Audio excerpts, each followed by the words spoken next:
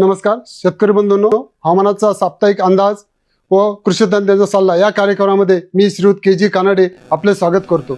आजच्या कार्यक्रमामध्ये आपण पाहणार आहोत मागील आठवड्यातील पर्जन्यमान, मागील 5 दिवसांसाठी किमान तापमानाच्या नोंदी, तसेच पुढील 5 दिवसांसाठी हवामानाचा अंदाज व कमाल व किमान तापमानाचा अंदाज आणि हवामान आधारित कृषी तज्ञांचा सल्ला। सुरुवातीला आपण पाहणार आहोत राज्यातील सर्वात कमी तापमानाची नोंद मागील 5 दिवसांमध्ये कुठे कुठे झालेली आहे। दिनांक 19 जानेवारी रोजी गोंदिया येथे 11.2 अंश सेल्सिअस, दिनांक 20 जानेवारी रोजी यवतमाळ येथे 11 अंश सेल्सिअस, दिनांक 21 जानेवारी व 22 जानेवारी रोजी जळगाव येथे 11.1 अंश सेल्सिअस, तसेच 23 जानेवारी रोजी धाराशिव येथे 12.1 अंश सेल्सिअस एवढ्या सर्वाधिक कमी तापमानाची नोंद झालेली आहे। मागील 5 दिवसाचा जर विचार केला तर मागील 5 दिवसामध्ये दिनांक 20 जानेवारी रोजी यवतमाळ येथे 11.0 अंश सेल्सिअस एवढ्या कमी तापमानाची नोंद झालेली आहे। 21 जानेवारी 2026 रोजी संपलेल्या आठवड्यातील पर्जन्यमानाचा जर विचार केला तर मध्य महाराष्ट्रातील सांगलीमध्ये सरासरीपेक्षा अधिक पाऊस झालेला असून मराठवाड्यामधील लातूर आणि नांदेड या 2 जिल्ह्यांमध्ये सरासरीपेक्षा कमी पाऊस झालेला असून राज्यातील उर्वरित जिल्ह्यांमध्ये हवामान कोरडे होते।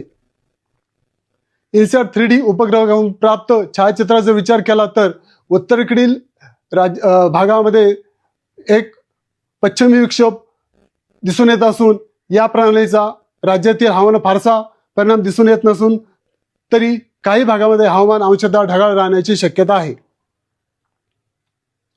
पुढील 5 दिवसांसाठी राज्याचा विभागवार जर हवामानाचा अंदाज जर पाहिला तर पुढील 5 दिवस राज्यातील सर्व विभागामध्ये हवामान कोरडे राहण्याची शक्यता आहे।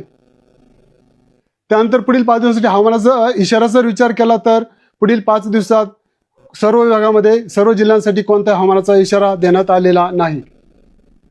महाराष्ट्र राज्यासाठी पुढील 5 दिवसांसाठी म्हणजे 23 ते 27 जानेवारी रोजी जर तापमानाचा विचार केला तर पुढील 4 ते 5 दिवसांमध्ये कोकण, मध्य महाराष्ट्र आणि मराठवाड्यातील काही भागामध्ये, तसेच पुढील 7 दिवसांमध्ये विदर्भातील कमाल तापमानात फारसा बदल संभवत नाही।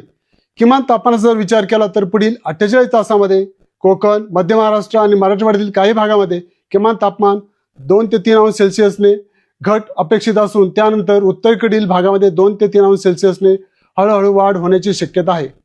पुढील 3 दिवसांमध्ये विदर्भातील किमान तापमानात 2 ते 3 अंश सेल्सिअसने वाढ अपेक्षित असून त्यानंतर फारसा बदल संभवत नाही।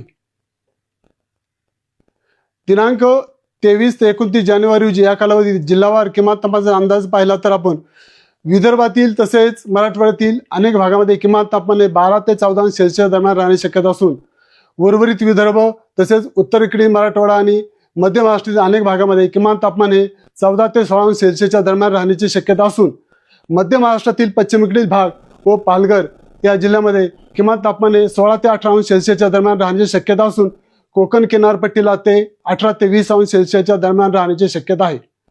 सरासरीशी जर तुलना केली तर गडचिरोलीच्या काही भागामध्ये किमान तापमान 2 ते 4 अंश सेल्सिअसने कमी राहण्याची शक्यता असून विदर्भातील बऱ्याच भागामध्ये तसेच मराठवाड्यातील दक्षिणेकडील भागामध्ये आणि दक्षिण महाराष्ट्रातील काही भागामध्ये किमान तापमान 1 ते 2 अंश सेल्सिअसने कमी राहण्याची शक्यता असून उर्वरित महाराष्ट्रामध्ये किमान तापमान सरासरीपेक्षा 1 ते 4 अंश सेल्सिअसने अधिक राहण्याची शक्यता आहे।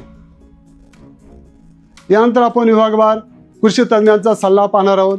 पुढील 5 दिवस राज्यातील हवामान कोरडे राहण्याची शक्यता असल्यामुळे कोकण विभागामध्ये हरभरा, भुईमूग तसेच भाजीपाला आणि फळबागांना गरजेनुसार पाणी द्यावे। उन्हाळी भाताची पुनर्लागवड पूर्ण करावी। नुकतीच लागवड केलेल्या भात शेतामध्ये सुरुवातीचे 8 ते 10 दिवस पाण्याची पातळी 2 ते 3 सेंटीमीटर ठेवावी, त्यानंतर 5 सेंटीमीटर पर्यंत वाढवावी। आंबा मोहरावर भुरी रोगाचा प्रादुर्भाव दिसून येताच नियंत्रणासाठी 5% हेक्झाकोनाझोल 5 मिली किंवा पाण्यात विरघळणारे 80% गंधक 20 ग्रॅम प्रति 10 लिटर पाण्यातून फवारावे। मध्य महाराष्ट्रामध्ये परिपक्व तूर पिकाची काढणी सुरू ठेवावी। सातारा जिल्ह्यामध्ये स्ट्रॉबेरी फळांची पक्वतेनुसार काढणी करावी।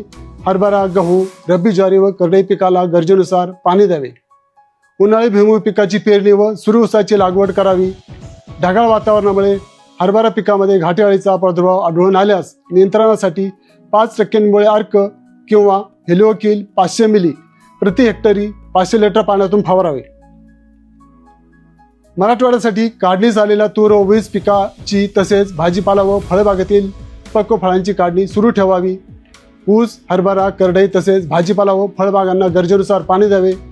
काढणीस आलेल्या हळद व आले पिकास काढणीपूर्वी 15 दिवस पाणी देणे बंद करावे.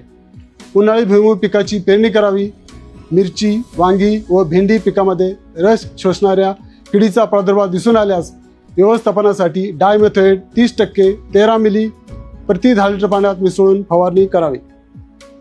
विदर्भामध्ये कापूस वेचणी सुरू ठेवावी. तसेच काढणीस आलेल्या तूर पिकाची तसेच पक्व संत्रा फळांची काढणी करावी. उन्हाळी भुईमूग व तीळ पिकांची पेरणी करावी. हळद, गहू, जवस, तीळ, मोहरी, करडई, रब्बी ज्वारी, खरबूज व टरबूज तसेच फळबागा आणि भाजीपाला पिकांना गरजेनुसार पाणी द्यावे. पूर्व विदर्भामध्ये 25 ते 30 दिवसांच्या भात रोपांची रोवणी सुरुवात करावी. मोहरी पिकावरील मावा किडीच्या नियंत्रणासाठी डायमेथोएट 30% प्रवाही 10 मिली प्रति 10 लिटर पाण्यात मिसळून फवारावे. धन्यवाद. आता जोकासू STP या अत्याधुनिक जॅपनीज तंत्रज्ञानाने सुसज्ज, quick installation, energy efficient, noiseless blowers, low maintenance या आणि अशा वैशिष्ट्यांनी परिपूर्ण जोकासू STP तंत्रज्ञान प्रकल्प उभारणीपासून ते विक्री पश्चात समाधानकारक सेवा देणारी, भारताबरोबरच परदेशात देखील प्रकल्पांची यशस्वी उभारणी करणारी company Deccan water treatment private limited.